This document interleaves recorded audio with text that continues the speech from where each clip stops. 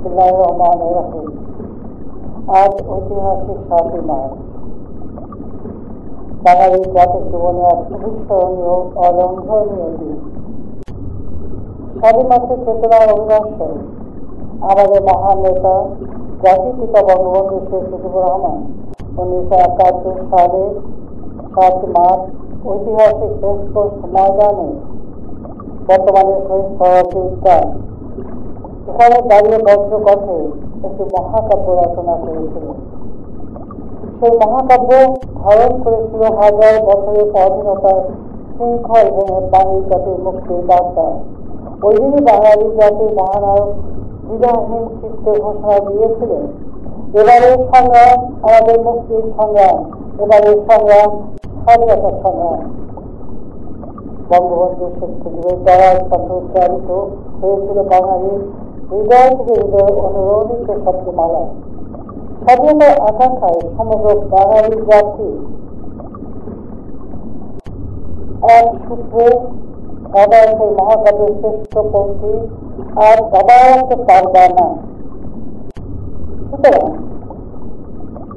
৭ই মার্চ সামনে রেখে এই মহেন্দ্রক্ষণে আমি গভীর শ্রদ্ধার সঙ্গে স্মরণ করছি সর্বকালের সর্বশ্রেষ্ঠ বাঙালি জাতির পিতা বঙ্গবন্ধু শেখ মুজিবুর রহমানকে।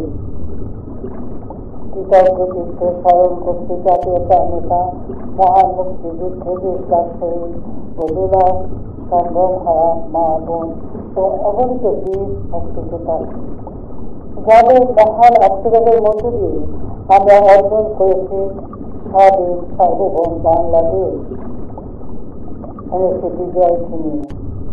বঙ্গবন্ধু শেখ মুজিব এবং বাংলাদেশ একই সূত্রে গাঁথা। পূর্ব বাংলার মানুষের ন্যায্য অধিকার আদায় এবং পৃথিবীর মানচিত্রে তাদের জন্য একটি স্বাধীন ভূখণ্ড প্রতিষ্ঠার লক্ষ্য নিয়েই জাতির পিতা শেখ মুজিব পাকিস্তানিদের বিরুদ্ধে দীর্ঘ ২৪ বছর লড়াই সংগ্রাম করেছেন, যে জুলুম অত্যাচার সহ্য করেছেন এবং সকল আন্দোলনের নেতৃত্ব দিয়েছেন।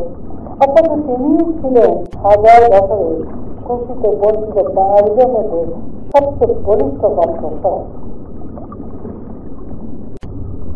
বঙ্গবন্ধু শেখ মুজিবের নেতৃত্বে আওয়ামী লীগ ১৯৭০ সালের নির্বাচনে একার সংখ্যাগরিষ্ঠতা লাভ করে, কিন্তু পাকিস্তানি শাসকরা আওয়ামী লীগের হাতে দেশ পরিচালনার দায়িত্ব অর্পণ না করে নানা ধরনের তালবাহানা শুরু করে। বঙ্গবন্ধু শেখ মুজিব বাংলাদেশের সর্বস্তরের মানুষকে নিয়ে পাকিস্তানি শাসকদের বিরুদ্ধে অসহযোগ আন্দোলনের ডাক দেন। ৭ই মার্চ ভাষণ আমাদের মহান স্বাধীনতা অর্জনের অমর বাণী। ১৯৭১ সালে মহান মুক্তিযুদ্ধ চলাকালীন এই অমর বাণী প্রতিটি মুক্তিযোদ্ধাকে প্রেরণা জুগিয়েছিল। জাতির পিতা বঙ্গবন্ধু শেখ মুজিবুর রহমান বীর বাঙালিদের অবশ্যভাবে বিজয়কে উত্তীর্ণ করেন তার ভাষণের শেষ দুটি শব্দে জয় বাংলা স্লোগানে। রাজনীতির কালজয়ী মহাকবি বঙ্গবন্ধু শেখ মুজিব এই ভাষণের মাধ্যমে দেশের শাসনভার জনগণের হাতেই তুলে দেন। ক্ষমতাকে কি করে নিয়ন্ত্রিতভাবে সকলের কল্যাণে ব্যবহার করতে হয় তাও বুঝিয়ে দেন, শিখিয়ে দেন আত্মরক্ষামূলক কিংবা প্রতিরোধক সমরনীতি, যুদ্ধকালীন সরকার ব্যবস্থা এবং অর্থনীতি। সেই মর্মস্পর্শী বজ্রনীনাদ ৭ কোটি বাঙালি হৃদয়কে বিদ্যুৎ গতিতে আবিষ্ট করেছিল। একটি ব্রিটিশ পত্রিকা বঙ্গবন্ধু ভবনকে ১০ নম্বর ডাউনিং স্ট্রিটের সঙ্গে তুলনা করেছিল। ৭ই মার্চের ভাষণ শুনে ঢাকায় রাষ্ট্রপতির বাসভবনে বাঙালি বাবুর্চি অসহযোগ আন্দোলন করেছিল। পাকিস্তানের প্রেসিডেন্ট ইয়াহিয়া খান তখন ঢাকায় তার জন্য রান্না করা বন্ধ করে দিয়েছিল। ৩২ নম্বর বাড়িতে টেলিফোন করে সেখান থেকে অনুমতি নিয়েই কিন্তু তারা সেখানে কাজ করেছিল। জাতির পিতা বঙ্গবন্ধু শেখ মুজিব তার অসহযোগ আন্দোলনে এবং ৭ই মার্চের ভাষণে প্রতিটি মানুষকে নির্দেশ দিয়েছিলেন ঘরে ঘরে দুর্গ গড়ে তোলো, তোমাদের যা যা কিছু আছে তাই নিয়ে শত্রু মোকাবেলা করতে হবে। তিনি আরো বলেছিলেন, আমি যদি হুকুম দেবেন না পারি তাহলে রাস্তাঘাট যা কিছু আছে সব বন্ধ করে দেবে। পাকিস্তানি হানাদা বাহিনী 1971 সালে 25শে মার্চ নিরস্ত্র বাঙালির উপর সশস্ত্র হামলা চালায়। কারণ জাতির পিতার নির্দেশে এদেশের মানুষ ইহার শাসনকে অগ্রাহ্য করে। মিলিটারি ডিক্টেটর ইহার সকল কর্তৃত্ব বাঙালির উপর থেকে একেবারে তিরোহিত হয়ে যায়। বঙ্গবন্ধু শেখ মুজিব ওই 25 বাড়ি থেকে যে যে নির্দেশ দিতেন বাঙালি জাতি অক্ষরে অক্ষরে তা পালন করত। তাই 25শে মার্চ যখন গণহত্যা শুরু করে, এরপরে সেই রাতে অর্থাৎ 26শে মার্চের প্রথম প্রহরে জাতির পিতা বঙ্গবন্ধু শেখ মুজিব আনুষ্ঠানিকভাবে স্বাধীনতার ঘোষণা করেন। এরপরেই তাকে গ্রেফতার করে নিয়ে যাওয়া হয়। কিন্তু বাংলার দামাল ছেলেরা যা যা কিছু আছে তাই নিয়ে যুদ্ধে ঝাঁপিয়ে পড়ে এবং পাকিস্তানি হানাদার বাহিনীকে বাংলার মাটিতে পরাস্ত করে 16 ডিসেম্বর 1971 সালে স্বাধীনতা লাল সূর্য ছিনিয়ে আনে। বাংলাদেশের প্রথম রাষ্ট্রপতি বঙ্গবন্ধু শেখ মুজিব পাকিস্তানের বন্দিদশা থেকে মুক্তি পেয়ে 1972 সালের 10 জানুয়ারি তার স্বদেশ ভূমি প্রিয় বাংলাদেশে ফিরে আসেন। তার স্বপ্নের স্বাধীন বাংলাদেশ পুনর্গঠনে আত্মনিয়োগ করেন। একটা যুদ্ধ বিধ্বস্ত দেশ শূন্য হাতে যাত্রা শুরু করে মাত্র 3.5 বছরেই তিনি বাংলাদেশকে স্বল্পোন্নত দেশে উন্নীত করেন। আমাদের দুর্ভাগ্য 1975 সালের 15 আগস্ট জাতির পিতা বঙ্গবন্ধু শেখ মুজিবুর রহমানকে সব পরিবারে নির্মমভাবে হত্যা করে। শুধুমাত্র বঙ্গবন্ধু শেখ মুজিবকে না, একই সাথে আমার মা, আমার 3 ভাই, রাজ্যবন্ধু সহ পরিবারের 18 জন মানুষকে নির্মমভাবে হত্যা করে। এবং এই হত্যার মধ্য দিয়ে 1971 সালের যে শক্তিকে বাঙালিরা পরাজিত করেছিল এবং এদেশের যারা পাকিস্তানি হানাদার বাহিনীর দোসর ছিল, আল বদর, আল শাম, রাজাকার বাহিনী গড়ে তুলে এদেশের মানুষকে গণহত্যা, ধর্ষণ, নির্যাতন ও অগ্নিসংযোগ করে স্বাধীনতার প্রতিটি ক্ষেত্রে প্রতিবন্ধকতা সৃষ্টি করেছিল, তারাও যেন পরাজয়ের প্রতিশোধ নেয়।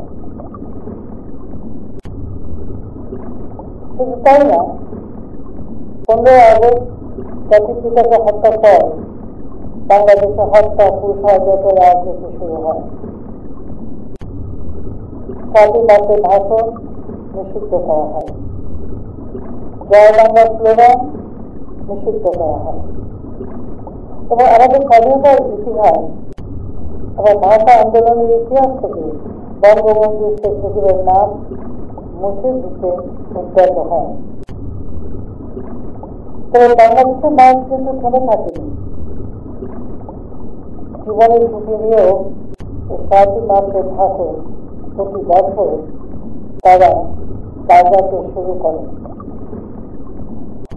1996 সালে দীর্ঘ 21 বছর পর আওয়ামী লীগ রাষ্ট্র পরিচালনার দায়িত্ব গ্রহণ করে, জনগণের ভোটে নির্বাচিত হল। গণতান্ত্রিক অধিকার ক্যান্টনমেন্ট থেকে জনগণের হাতে ফিরিয়ে দেয়। জাতির পিতা বঙ্গবন্ধু শেখ মুজিবুর রহমানের খুনিদেরকে অবৈধভাবে ক্ষমতা দখলকারী মিলিটারি ডিক্টেটর জিয়াউর রহমান দায় মুক্তি অধ্যাদেশ দিয়েছিলেন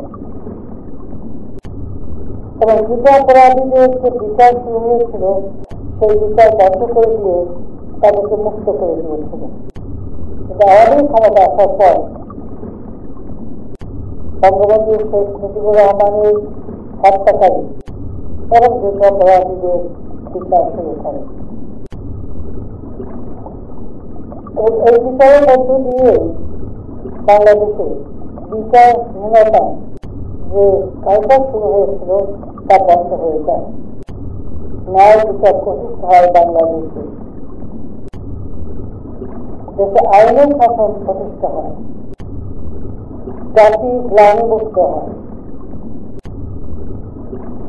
আমরা আওয়ামী লীগ সরকার সংবিধান সংশোধনের মধ্য দিয়ে ঐতিহাসিক 7 মার্চের ভাষণকে সংবিধানের 150 অনুচ্ছেদে 5ম তফসিলে অন্তর্ভুক্ত করি। স্বাধীনতার ঘোষণাপত্র যেটা 1971 সালে 17 এপ্রিল মুজিবনগরে যেটা পাস করা হয়েছিল, গ্রহণ করা হয়েছিল, সেই ঘোষণাপত্র আমরা সংবিধানে সংযুক্ত করি, কারণ এটা একটা ঐতিহাসিক দলিল। 7 মার্চের ভাষণ, এই ভাষণ বাঙালি জাতিকে উদ্বুদ্ধ করেছিল। 2013 সালে একজন আন্তর্জাতিক খ্যাতি সম্পন্ন সাংবাদিক এবং দার্শনিক জ্যাকব এস ফিল্ড বিশ্বের বিভিন্ন ভাষণ নিয়ে গবেষণা করেন। প্রায় 2.5 বছরে বিশ্বসেরা জনগণকে উদ্বুদ্ধ করানোর ক্ষেত্রে সরকারি, বেসরকারি অথবা সামরিক যত নেতৃত্বের ভাষণ দেওয়া হয়েছিল সেগুলি নিয়ে গবেষণা করে তিনি একটি সংকলন তৈরি করেন। সেই সংকলনটির নাম দিয়েছিলেন we shall fight on the beaches, the speeches that inspired history. এই সংকলনে জাতির পিতা বঙ্গবন্ধু শেখ মুজিবের 7 মার্চের ভাষণ অন্যতম শ্রেষ্ঠ ভাষণ হিসেবে অন্তর্ভুক্ত হয় এবং জাতিসংঘে ইউনেস্কো 2017 সালে 30 অক্টোবর এই ভাষণকে বিশ্ব প্রামাণ্য ঐতিহ্য দলিলে স্বীকৃতি প্রদান করে। শুধু তাই নয়, ইউনেস্কো মনে করে এই ভাষণটির মাধ্যমে জাতির পিতা প্রকারান্তরে বাংলাদেশের স্বাধীনতা ঘোষণা করেছিলেন। জাতির পিতা বঙ্গবন্ধু শেখ মুজিবের ঐতিহাসিক 7 মার্চের ভাষণের বিশ্ব স্বীকৃতি আজ বাঙালি জাতির জন্য এক বিরাট সম্মান ও গৌরবের স্মারক। জয় বাংলার স্লোগান আমাদের উচ্চ আদালত হাইকোর্টের রায়ের উপর ভিত্তি করে মন্ত্রিপরিষদ বিভাগ এই স্লোগানকে জাতীয় স্লোগান হিসেবে ঘোষণা করে। অত্যন্ত দুঃখের বিষয়, আওয়ামী লীগ দ্বিতীয়বার 2010 সালে সরকার গঠন করার পর বাংলাদেশের জনগণের আর্থসামাজিক উন্নতি করে বাংলাদেশকে উন্নয়নশীল দেশের মর্যাদায় অধিষ্ঠিত করে। 2020 সালে জাতির পিতার জন্মশতবার্ষিকী এবং 2021 সালে স্বাধীনতার সুবর্ণ জয়ন্তী যখন আমরা উদযাপন করেছি, ঠিক সেই সময় আমরা এই স্বীকৃতিটা পাই। অত্যন্ত দুঃখের বিষয়, 2024 সালে নির্বাচনে আওয়ামী লীগ আবারও সরকার গঠন করে তখনই এক বিশাল চক্রান্ত শুরু হয়েছিল। আওয়ামী লীগ তখনই ক্ষমতা এসেছে, আওয়ামী লীগের বিরুদ্ধে সবসময় একটা চক্রান্ত চলেছে। আর এই চক্রান্তের মধ্য দিয়ে আজ বাংলাদেশে অবৈধ দখলদার ফ্যাসিস্ট ইউনুস বাহিনীও দেশ বিরোধী ও স্বাধীনতা বিরোধী পাকিস্তানি ভাগ ধরার পরিপুষ্ট গোষ্ঠীকে প্রত্যক্ষভাবে মদত দিচ্ছে। সংবিধান লঙ্ঘন করে অবৈধভাবে ক্ষমতা দখল করে বাংলাদেশের গৌরবের ইতিহাস, বিজয়ের ইতিহাস, স্বাধীনতার ইতিহাস একে একে মুছে ফেলার চেষ্টা করা হচ্ছে। এমনকি জাতির পিতা বঙ্গবন্ধু শেখ মুজিবুর রহমানের যে বাসভবন রাজনৈতিক ৩২ নম্বর সড়কে, সেখান থেকে জাতির পিতা বঙ্গবন্ধু শেখ মুজিব স্বাধীনতার ঘোষণা দিয়েছিলেন, আর সে বাড়িতে তাকে নির্মমভাবে হত্যা করা হয়। যে বাড়িটি উত্তরাধিকার সূত্রে আমি আর রেহানা পেয়েছিলাম, আমরা তা বঙ্গবন্ধু স্মৃতি জাদুঘর হিসেবে প্রতিষ্ঠিত করি এবং বঙ্গবন্ধু মেমোরিয়াল ট্রাস্টের হাতে অর্পণ করে দিই। জনগণের সম্পত্তি জনগণের হাতে ফিরিয়ে দিই। কিন্তু আজকে আমরা দেখি অবৈধভাবে রাষ্ট্র ক্ষমতা দখলের পর এই অশুভ শক্তি তাকে সকল পর্যায় থেকে মহান মুক্তিযুদ্ধ ও জাতির পিতা বঙ্গবন্ধু শেখ মুজিবুর রহমানের স্মৃতির জন্য মুছে ফেলে দিচ্ছে একের পর এক। কোনো কোনো জায়গায় বঙ্গবন্ধু শেখ মুজিবের নামের পরিবর্তে কুখ্যাত স্বাধীনতা বিরোধী নাম বসিয়েছে। এমনকি সেই ঐতিহাসিক ভাষণ, যে ভাষণ আন্তর্জাতিক স্বীকৃতি পেয়েছে, সেই ভাষণও রাষ্ট্রাচারের সকল অংশ থেকে বাদ দেওয়া হয়েছে। যে জয় বাংলা স্লোগান দিয়ে মহান মুক্তিযুদ্ধে মুক্তিযোদ্ধারা বুকের তাজা রক্ত ঢেলে দিয়ে স্বাধীনতা এনে দিয়েছে, সেই জয় বাংলা স্লোগানও একটা বাতিল করা হয়েছে। এই অবৈধ দখলদার ফ্যাসিস্ট ইউনুস গণ পরিকল্পিতভাবে বাঙালি জাতির গৌরবোজ্জ্বল একজন সমূহকে ধূলিসাৎ করার অপর তৎপরতা লিপ্ত। মহান মুক্তিযুদ্ধের মাধ্যমে অর্জিত বাঙালির হাজার বছরের কাঙ্ক্ষিত স্বাধীনতা ও সার্বভৌমত্ব অক্ষুণ্ণ রাখতে এবং আমাদের প্রাণপ্রিয় মাতৃভূমিকে ধ্বংসের হাত থেকে রক্ষা করতে এই দেশ বিরোধী ও জনগণ বিরোধী অপশক্তির বিরুদ্ধে গণশক্তির জাগরণ আসুক প্রয়োজন। মহান মুক্তিযুদ্ধের চেতনায় উদ্ভাসিত এই জনগণের শক্তিকে আমাদেরকে আরো সুসংহত করতে হবে।